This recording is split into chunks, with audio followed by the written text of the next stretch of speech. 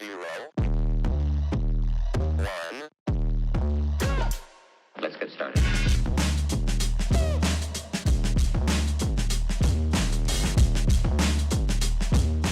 Welcome back, guys, to another I Mess With Cars video.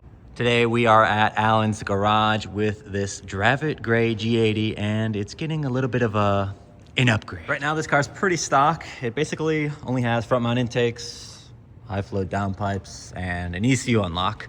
Otherwise, it's been on 93 all its life, off the shelf right now. This car's got a Vorsteiner hood, some M Performance carbon. Don't remember the brand of those wheels. Got some Hoosier Track Attack Pros all around. OEM M Performance wing, pretty cool if you're into that. And we got some cheeseburger front mount intakes, which are definitely coming off as soon as possible. All right, let's dig in to what's going on with this car. We have an absolute smorgasbord of boxes over here, but let's get to the meat and potatoes. So this is a Vargas single turbo kit. It's 7275 next gen. Got our little velocity stack here. We also have a RK AutoWorks intake manifold to put the port injection. Precision Raceworks AFS, I think they call it their AFS 800 kit. Basically dual 525 pumps that will keep the port injection getting a dedicated feed with a fuel pressure regulator. Really nice kit, definitely a must for any high power builds wanting to implement PI. Of course, motive reflex to control it all. Have it integrated via MHD Plus. If you're not tuning in MHD Plus, go home. Got all the harnesses here. I think Precision Raceworks plug and play harness, which definitely will make our lives easier, that's for sure. Don't want to splice into a factory wiring harness. That's no fun. That's not it, Chief. Got all the fuel lines and stuff for the FS kit. Some more of the hard parts kit to the Vargas single turbo kit. Really cool. This particular kit as it's factory electronic wastegate controlled, so there's no vacuum lines to run to the turbo. It's all actually being controlled via a Turbo Smart straight gate that uses the stock electronic wastegate that's already calibrated, so you pretty much just bolt it in and it's ready to go. Well, I think that's pretty much it. It's not gonna be a how-to video, but we're definitely gonna show a good amount of the steps along the way, this thing torn apart, kind of tackling all of the parts we have here to throw at it. Definitely we'll get some sound clips, some of the tuning process. Of course, it's being tuned by us. David Shoup at Tuned by Shoup on Instagram. davidshouptuning at gmail.com if you want to send us an email or an inquiry. But as always, David will be on the keys on this build. I'm really excited to have it put together, and got some of the line for the FS kit. Getting there. All right, well, we are back, and a lot has happened since the last time we've been here. The car is very naked, very bare. Got the bumper off. Got this tin of plastics off. I'm sure that was a lot of 90 pounds of under tray. 90 pounds of plastic. Got the little seat back there to the front wheels. The stock down, or well, aftermarket downpipes in this guy's case, but stock style downpipes. Got the front bumper. Got the front bumper safely chilling over there. Got some of the stuff laid out. But yeah, I guess we'll kind of let Alan take it away and what all he's done so far and what all he's taken apart. So our first big box here, looks like a lot of stuff in there. 2 turbochargers in there. Yes. We are going to 1 turbocharger. Yes, don't need those anymore. So basically, pretty much the full twin kit's been removed. The original twin kit's been removed. The full charge pipe kit's been taken off. Got the original intake manifold off. We mocked up the manifold already once to make sure everything fit correctly. I got the fuel system completely done, pretty much, other than the reflex kit. So I got all the return style stuff ran, regulator mounted, pretty much everything to do with the return style fuel system is done. I just got to get the manifold on and literally just connect the rail and it's done. The port injector's in, all the wiring's ran, the wiring to the pumps is done. Got the trigger wires ran. But other than that, it's been pretty straightforward. It hasn't been that bad. It's definitely light years better than an N54 car. No offense to anybody out there that has one, but those are like, it's a completely different car compared to the G80. Yeah. It's definitely an upgrade. One thing I noticed, B58 guys and B48 guys, eat your heart out. OEM factory metal oil filter housing on this car, no plastic hoo-ha junkie. Yeah, no. But yeah, I was looking at these for a second, And these are, it's crazy how small the factory twins are. Yeah, look at those things. It's kind of hard to tell in video. Here you go, that's a little better size representation. Those things are micro. The back's not as small. Ignore the Crocs. But yeah, it is crazy these little things can make basically 750 wheel-ish, depending on how hard you run them. They're just so small. It's crazy they move that much air. Here we got the stock intake manifold, and it's actually funny. You can see there's almost provisions for injectors to go into it.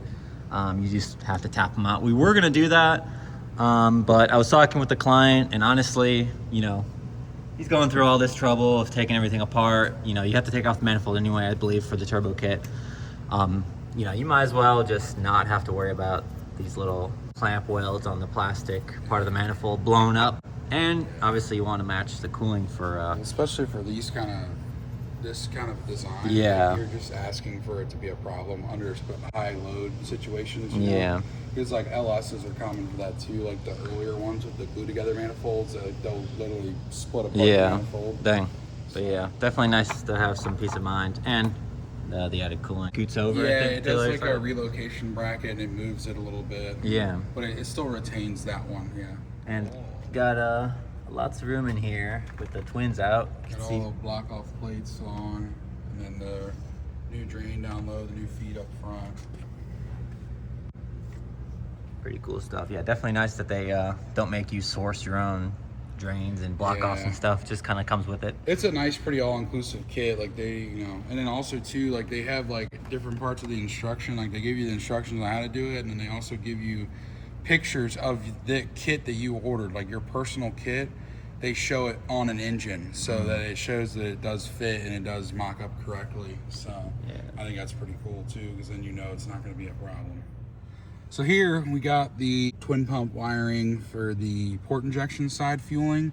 So the way this kit works, it's got, you know, the wiring that goes into the trunk. So they have you just tuck it up under the seat and it goes to the trunk for the wiring. But these are the trigger wires. This is the main power. And then I ran it underneath the car and it goes right in here to the pump. Here, I'll actually slide this off. So there is the new hat and everything. That is the leak sensor. This is the pump wiring. So this is your main pump for your DI feed. Then this is the aux pump wiring. So this is a return feed for the port injection. And then this is your original DI feed. It makes it pretty plug and play, and it's actually really nice to work with. So it for someone that's a redneck used to working on GM stuff like me, it made it pretty simple. So, and I did it really nice. You know, I made it, the wire management really good, and then, you know, you just tuck it, make it look nice, and then it, you know, it's nice and pretty, and you just call it a day. As we shown earlier in the video, is a new intake manifold. It's got the thermo spacer and stuff on it. Got some of the throttle body stuff from Vargas. Precision 7275 next gen showing there, and some of the clamps and wire harness extension stuff. Here we're in the battery bay, aka the trunk. So this is how they tell you to run the kit. I kind of made it a little bit nicer. Like I used a bolt to bolt the relays together. I snuck the grounds under the connector and kind of just made it look a little bit nice from the wire management standpoint. But this is all the stuff for the twin pump wiring for the port injection. So I just ran it up the factory harness, and then they tell you to literally just tuck it under the carpet, but I like zip tied it all the way up and then snuck it real nice. The factory trunk mat will lay down perfect, and you know, it'll, you know, you won't even be able to tell that it's modified under the carpet. So sneaky. yeah. Well, I think that about ends it for part one of the video. Kind of taking it apart, looking over everything we're putting on the car. It's definitely pretty involved, so I think it would be better to kind of break up the videos. That way you're just not sitting through an hour plus. Yeah, I guess stay tuned for part two, where we, I don't know, probably get near towards the final steps of having everything put together. The next one will be like having the manifold in and doing the port injectors, the rail hooked up, and then getting the manifold in, because I had some difficulties with the manifold situation. But, yeah, a few little tweaks. Figure that out, but got that coming, and then, you know, once that's all in, you know, it's gonna be pretty smooth sailing. I kind of did the fuel system first, because that's always the real intricate Plus, it's the part that's super detail oriented, and I wanted to get that kind of out of the way. One thing we will have to figure out once everything's pretty much mocked up with the turbo kit, I have the downpipe, at least the upper section that connects to the hot side of the turbo at my house. There's only 2 spots for O2 sensors. Ideally, cars on MHD Plus, or honestly on even other software platforms, you really want 3 O2 sensors actually. Usually you want the bank 1 pre-cat right behind the turbine, to kind of simulate where it would be on the factory location. And then you'll want both of the secondary O2 sensors from both banks kind of towards the end of the downpipe.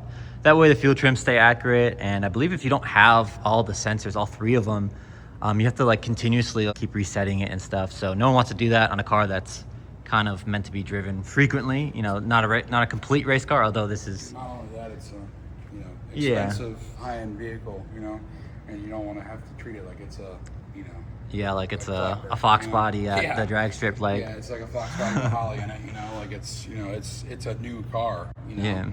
So I agree with the situation because, with a newer car like this, going the extra little bit of lengths to make it that much nicer to where it's problem-free, where literally all you got to do is put E85 in it, change the oil, and change the spark plugs. That's how I like them too. Yeah, exactly. Yep. As the saying goes, can't do it right, don't do it at all. Yeah. Or buy once, cry once. Yeah, that too. That's a big thing. So that's kind of been the motto for putting this car together. If you're going through everything, spending the money, the time on taking stuff apart. Longer to do it 110%. Yeah, like he's not going to spend much more having a fab guy weld 1 more O2 bung on the downpipe or so, But yeah, that'll be it. I guess we'll see you in part 2. Pretty close to wrapping this up and getting ready for the first startup. And then from there, it should be some street logs, check over everything, make sure it's all good, and hopefully finish off part 2 on the dyno. Definitely, you should be there. It would be cool.